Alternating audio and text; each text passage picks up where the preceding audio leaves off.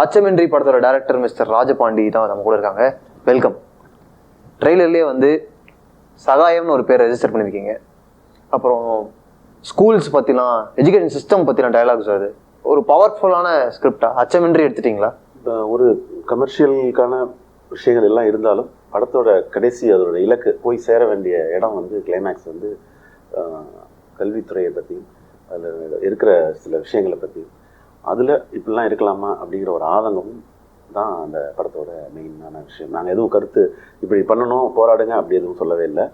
ஒவ்வொரு விஷயத்துலையும் ஒரு தனியார் பள்ளியாகட்டும், கவர்மெண்ட் ஸ்கூல் ஆகட்டும், சிஸ்டம் ஆகட்டும், அரசு அதிகாரிகளாகட்டும், ப்ரைவேட் விஷயங்களாகட்டும், எல்லா தரப்பான நியாய அநியாயங்களை பற்றி சொல்லியிருக்கோம். அது எப்படி ரீச் ஆகுதுங்கிறது மக்களை பொறுத்து.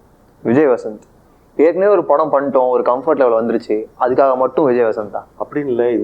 இந்த கேரக்டருக்கு அதாவது ஒரு 3 பேரை சுற்றி வர கதை. ஒன்று விஜய் வசந்த், ஒன்று சமுத்திரகனி, இன்னொன்று வந்து சிருஷ்டிட்டாங்க. சமுத்திரகனி ஒரு காப்பு. இதுக்கு முன்னாடி இதை விட வேற ஒரு பரிமாணத்தில் அவரை ட்ரை பண்ணியிருக்கோம். விஜய் வசந்த் வந்து ஒரு சென்னையில் இருக்கிற ஒரு பிக் பேக்கெட். ஸோ அதுக்கு ஒரு சாதாரண அதாவது அந்த அவரை பார்த்தோன்னா இன்னொரு கேரக்டர் அப்படின்னு நம்ம ஐடென்டிஃபை பண்ணிக்க முடியாத ஒரு ஆளாக இருக்கணும். அதுக்கு விஜய் வசந்த் கரெக்டாக இருந்தார். ப்ளஸ் போன படத்துக்கு இருக்குமான ஹேர் ஸ்டைல், லுக்கு எல்லாமே டிஃப்ரெண்ட் பண்ணோம். ஸோ அதுக்காக தான் விஜய் வசந்த் எனக்கு ரொம்ப பிடிச்சது. உங்கள் டீமே ரொம்ப பிடிச்சது. எல்லாத்தையும் சொல்லிட்டீங்க, காப்பு, பிக் பாக்கெட், கஷ்டப்படவே தேவையில்லை. இல்லை, படம் வேற, படம் வேற. படத்தை இதை தாண்டி நிறைய விஷயங்கள். அதனால நீங்களே சொன்னீங்க இல்லையா, சமுத்திரகனி சார் இருக்காங்க, ராதாரவி சார் இருக்காங்க, தலைவாசல் விஜய் சார் இருக்காங்க, சரண்யா பணம் இருக்காங்க, இந்த மாதிரி நிறைய பேர் இருக்காங்க. ஒரு பெரிய குரூ, ஒரு வெல் பேக்டு குரூ. இது பிளான் பண்ணும்போதே இப்படிதானா இல்லை அப்படியே அமைஞ்சிருச்சு?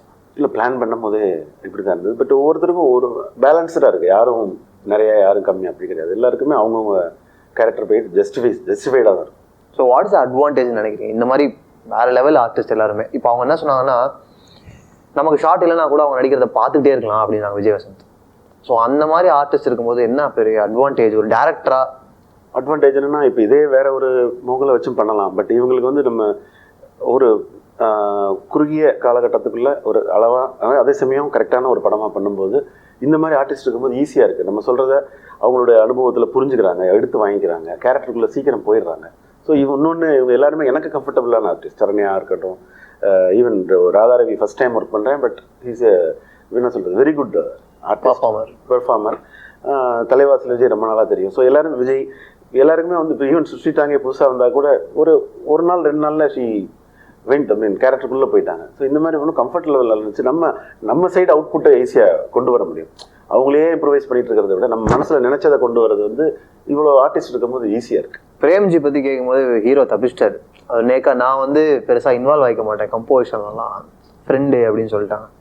பட் ஒரு டேரக்டருக்கும் கம்போசருக்கும் ஒரு கம்யூனிகேஷன் செம்மையாக இருந்தது. ஃபஸ்ட்டு ஒரு படம் ஏற்கனவே அவரோட ஒர்க் பண்ணிட்டதுனால இது 2வது படம் ரொம்ப கம்ஃபர்ட்டாக இருந்தது. எனக்கு என்ன வேணுங்கிறத கேட்க முடிஞ்சது, வேணாங்கிறதே சொல்லவும் முடிஞ்சது. இல்லை, ஹியூமரஸாக அதை நடந்திருக்குமே. நீங்கள் சொல்கிற பார்த்தா ரொம்ப சீரியஸான. அதான் நீங்கள் எல்லாரும் ஃபஸ்ட் படத்தில் நினைக்கும் போதே பிரேம்ஜி வந்து பார்த்தாலே என்ன இருந்தாலும் இவரை மியூசிக் டைரக்டர் இருக்கிறாங்க, எப்படி பண்ணுவார் இவர், ஐயோ காமெடியான ஒரு ஆளாச்சு அப்படின்லாம் தான் நினச்சேன். அந்த இம்ப்ரெஷன் வேறு. ஒன்ஸ் நாங்கள் கம்போசிஷன் ஒன்று உட்காந்தப்போ அந்த படத்துக்கான ஃபஸ்ட் சாங் வந்து ஒரு 1 ஹவரில் ரெடி ஆச்சு. ஸோ அந்த உள்ளே வந்ததுக்கப்புறம் is a very different man. Change ஓவர்னு சொல்லலாம். இல்லை, அவருக்குள்ளே அதுதான் இருக்குது. Actually he tries. அப்படி ஆக்டிங் ட்ரை பண்ணுறதே வந்து எனக்கு என்னமோ அது உடன்பாடு இல்லை.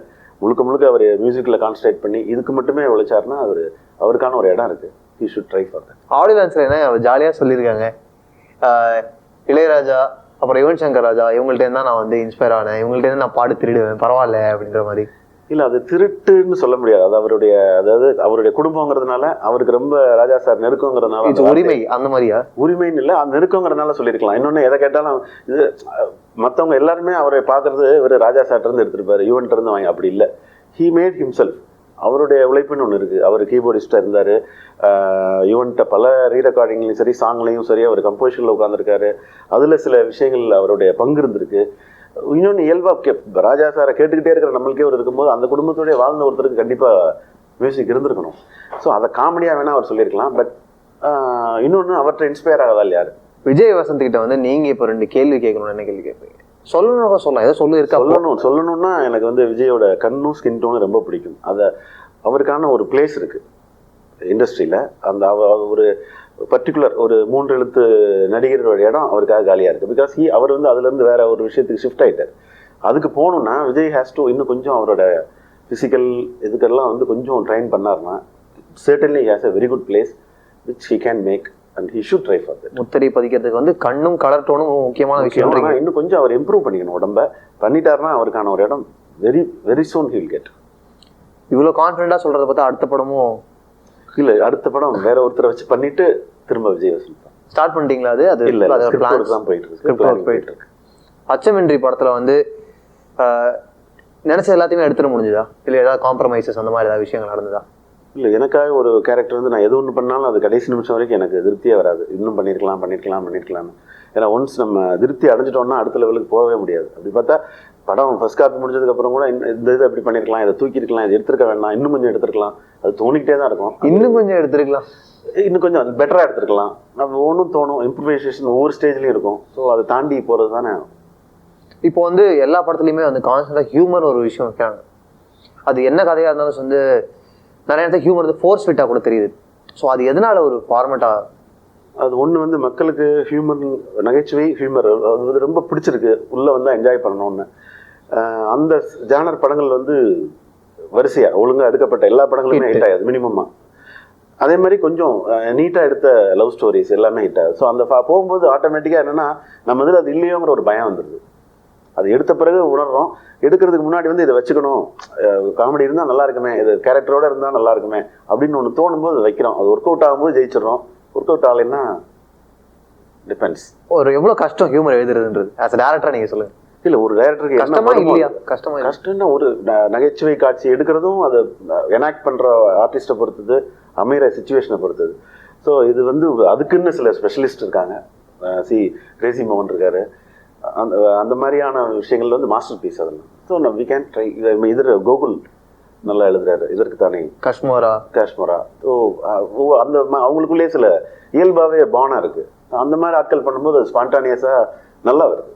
சமுத்திரகனி சார் அவங்கள எக்ஸ்ட்ராக்ட் பண்ணுறது, அவங்களும் ஒரு டேரக்டர், அவங்க அது அந்த இன்ஃப்ளூயன்ஸ் அது இருந்ததா? இல்லை, இன்புட்ஸ் ஏதாவது அப்படி எதுவும் இல்லை. அவர் ஏதாவது ஒரு ஷார்ட்ல அச்சமின்றி பொறுத்த வரைக்கும் இப்போ எல்லாரும் சமுத்திரகனி வந்து பொதுவாக அவர் படங்கள்னாலே அவர் நிச்சயம் கணேஷ் ஏதாவது ஒரு விஷயம் சொல்லுவார், ஒரு கருத்து சொல்லுவாருன்னு ஒரு அவர் மேலே ஒரு இமேஜ் இருக்குது. இந்த படத்தில் அப்படி எதுவுமே அவர் சொல்லலை. சமுத்திரகனி கேரக்டர், சமுத்திரகனி ஃபேன்ஸ் கருத்து எதிர்பார்க்கக்கூடாது அவர்கிட்ட இந்த படத்தில். நம்ம கருத்து எதிர்பார்க்க வேண்டாம். இது விஜய் வசந்த், சமுத்திரகனி, ஸ்ரீ, சரண்யா, ராதா எல்லாருமே அவங்கவுங்க ஒரு கேரக்டர்ஸ். அதான் கதை வந்து அவங்களை கொண்டு போகும். அவர் எந்த மாதிரி ஒரு பர்ஃபார்மர்? நீங்கள் ஏதாவது ஒரு ஷார்ட் செம்மையாக பிளான் பண்ணி அவர் ரொம்ப குயிக்காக முடிச்சுட்டு போனது அந்த மாதிரி? இல்லை, இஸ் வெரி நல்ல ஆர்டிஸ்ட். இதில் வந்து எஸ்பெஷலி அவருக்கு வந்து ஆக்ஷன் சீக்வன்ஸ் நிறைய இருந்தது. So he prepared himself. ஒரு 15 நாள் வந்து அதுக்காக உடம்பெல்லாம் மெயின்டைன் பண்ணி சில உடற்பயிற்சிகள், எக்ஸசைஸ் அதெல்லாம் பண்ணி இது பண்ணிட்டு வந்தார். ஸோ அதெல்லாம் ஒர்க் அவுட் ஆச்சு. என்னங்க சிருஷ்டிடாங்க வந்து நானே டப்பிங் பண்ணுறேன்னு சொல்லியும் நீங்கள் வந்து படத்தை போட்டு காமிச்சிங்களா? இல்லை, சிருஷ்டியோடைய ஆசை அது.